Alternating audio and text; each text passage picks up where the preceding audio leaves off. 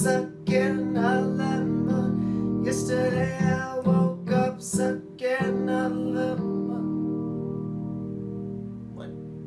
Radiohead, Kid A. Their fourth studio album, an album full of weird noises, weird electronic music, considered one of the most important albums of the 2000s and one of the most important albums for the band. And this is my review of it.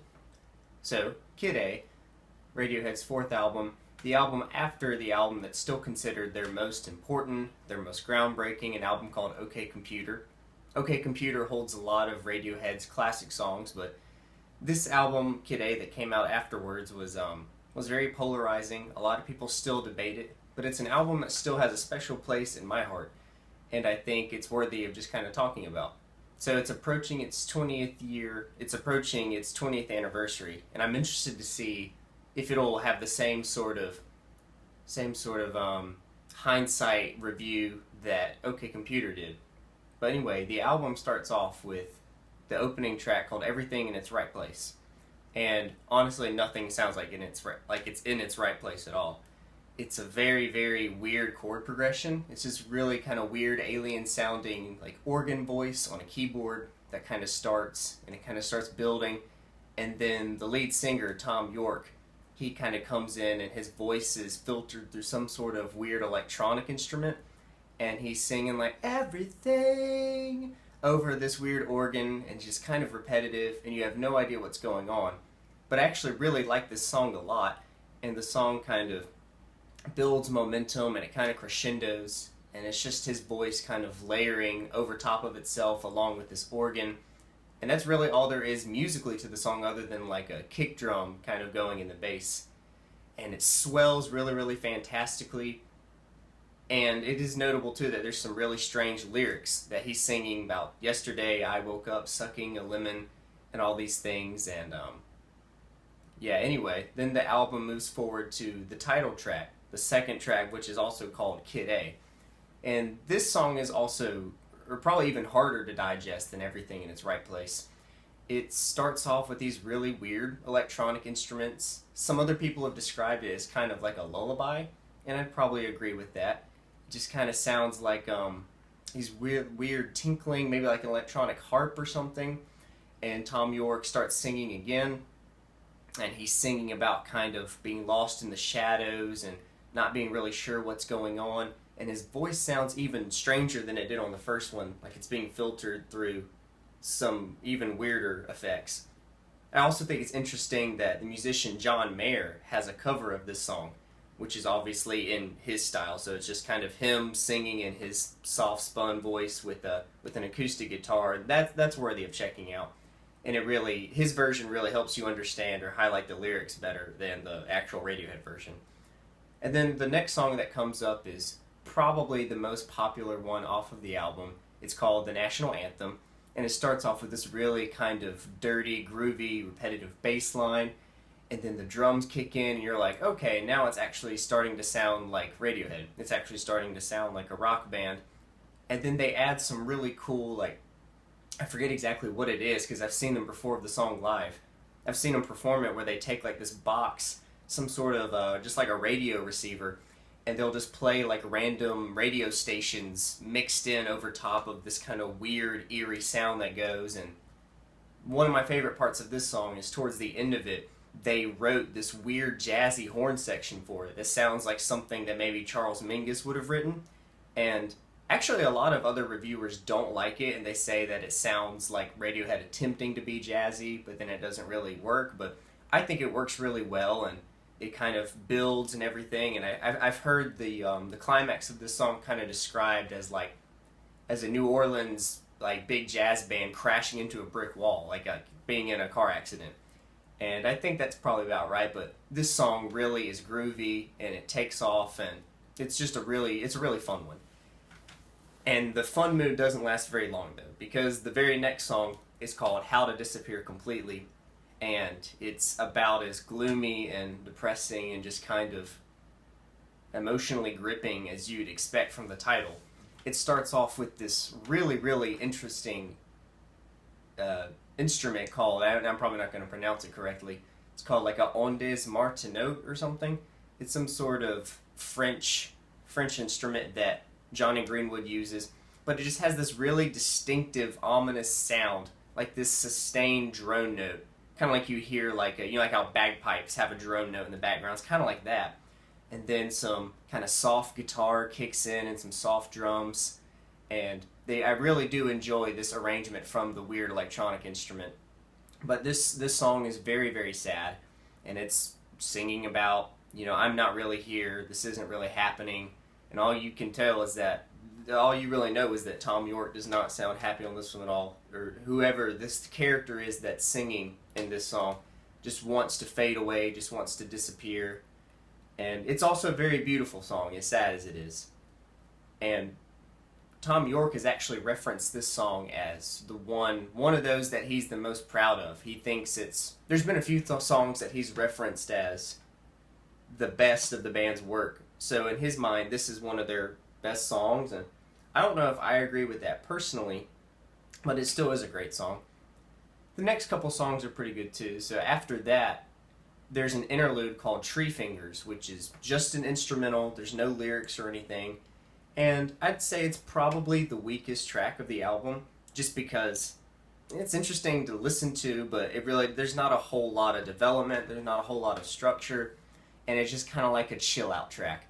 I think that's probably the function of it. Like, after they build all this emotional tension with How to Disappear Completely and the national anthem, two very, very powerful, moving songs, they kind of slow down, and it's one of those songs that's really fun to like just put your headphones on and kind of listen back to. It's very ambient. It's very like maybe something you'd hear in the title screen of like a video game or something. And so that really covers the first half of the album. So anyway, we'll continue now with the latter half of the album. So the next song that comes up is called, make sure it's Optimistic. It is Optimistic. Optimistic is another pretty fun song. It's kind of like the national anthem where you actually, like, it starts off and you hear some drums, like these really cool tribal drums, and the bass, and Tom York is like actually really singing, and his voice isn't muddled by any weird electronic effects, and it's a pretty fun song. He's singing about like buzzards around his head, and it's kind of serious. Like, you imagine maybe he's like it's kind of like it's like Western cowboy theme to it, like you're an adventurer going off and you got some people chasing you, that type of thing. But this is probably one of my favorite songs off the album. It's one that's a little bit easier to digest and listen to the first time. So it's a good pickup for the second half of the album after the kind of chill out track Tree Fingers. The next song is called In Limbo, and it's a pretty interesting one. It's got this weird kind of sequenced groove to it, and you can obviously tell from the lyrics it's about being in limbo, about being in this weird kind of space, being kind of lost, kind of reminds you of the title track Kid A, about being in the shadows, that type of thing. And there's a lot of conspiracies around this album, because it's a very interpretive album as far as the themes and as far as what the meaning of it is supposed to be. I would say it's definitely a concept album because the songs do bleed into each other. There are pretty smooth transitions, and it does kind of build upon some of the themes from Radiohead's past work. So the album beforehand, OK Computer, the one was this great important one. Some of the themes from that album were about alienation and isolation. It was right at the turn of the millennia, so right around the year 2000. So it was just about like not feeling happy with life. It was about being consumed with technology ruling your life, that type of thing. So what that kind of the way that album inserted those themes into their what was at the time their more traditional rock music. Kid A is like, it feels very dystopian almost. Like, it feels like a whole nother world, and you really feel that with this song. So one of the most interesting conspiracies to me about this album is that Kid A, the title, actually stands for this fictional character named Kid Atomic. I was reading about this on the Radiohead Reddit article, actually, and so the whole conspiracy is that this fictional world in the album is this kind of dystopian future where nuclear war has happened and society is kind of broken down and technology is kind of overrunning everything, and I'm assuming there's just like some chaos and anarchy. And the title character, Kid A, is trying to hold on to their humanity and just try to figure all that out. So this song is really it kind of paints a vivid picture listening to it of this character that's lost. So the next song is called Idiotech. Idiotech is a very interesting song that Tom York and Johnny Greenwood pulled off by doing a lot of creative things with the drum machines, and the guitarist Ed O'Brien, he really uses some interesting chords that he phases through some sort of weird effect. And this song is really critiqued for being like a wannabe dance track, just kind of being confused as to what it's supposed to be. I think maybe a lot of times it is a little overestimated, a little bit overrated, because there are definitely other artists, like people have pointed out, like Aphex Twin, that have come out with similar sounds before Radiohead. But it's still a very interesting track that I would highly recommend. And I really love the way this track segues into the next song, Morning Bell. It's just this kind of smooth transition. Morning Bell's the second to last song, and it's one of my favorites off the album. It's got this really cool 5/4 time signature. The drums are really tight and clean. I really like the eeriness, the eerie vibe to this song. The minor chords contrast really well when the chords do eventually switch to the major chords later on. And then the very last track is called Motion Picture Soundtrack. I really like this song a lot. Just like the beginning of the album, the end closes out with this really strange organ voice, but it's a slightly different voice than what was in the beginning. It sounds more like the type of organ you'd hear maybe in church, kind of like yeah, that type of organ. And I really like the lyrics here. It's a very